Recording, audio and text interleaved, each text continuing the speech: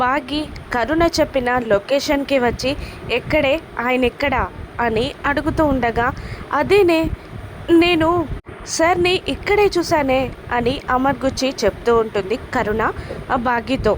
దారి తప్పిపోయిన అమర్ ఒక గేట్ ముందు నిలబడి అలా చూస్తూ ఉండగా వెనకాల నుండి వచ్చిన కరుణ హాయ్ సార్ అని పలకరిస్తుంది. కానీ అమర్ పలకరించకుండా చూస్తూ ఉండేసరికి కరుణ పక్కకి వెళ్ళి బాగీకి కాల్ చేస్తుంది.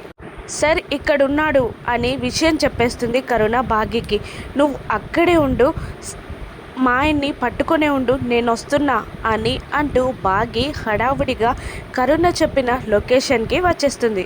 కానీ బాగి వచ్చేసరికి అక్కడ అమర్ ఉండడు. ఎక్కడే ఆయన ఇక్కడే ఉన్నాడన్నావు కదా అని అంటూ ఉండగా అవునే ఇక్కడే ఉన్నారు సార్తో నేను మాట్లాడాను, కానీ నీతో ఫోన్ మాట్లాడడానికి పక్కకి వెళ్ళి ఫోన్ మాట్లాడి వచ్చేసరికి సార్ ఇక్కడ లేడే అని టెన్షన్ పడుతూ ఉంటుంది కరుణ కూడా.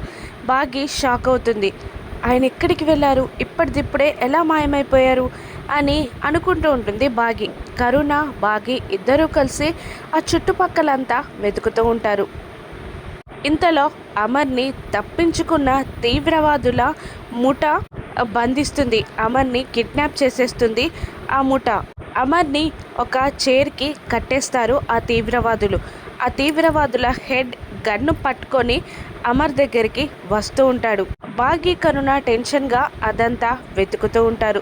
మరోవైపు అమర్ని పొడవడానికి షూట్ చేయడానికి కత్తులు గన్స్తో రెడీగా ఉంటారు వాళ్ళు.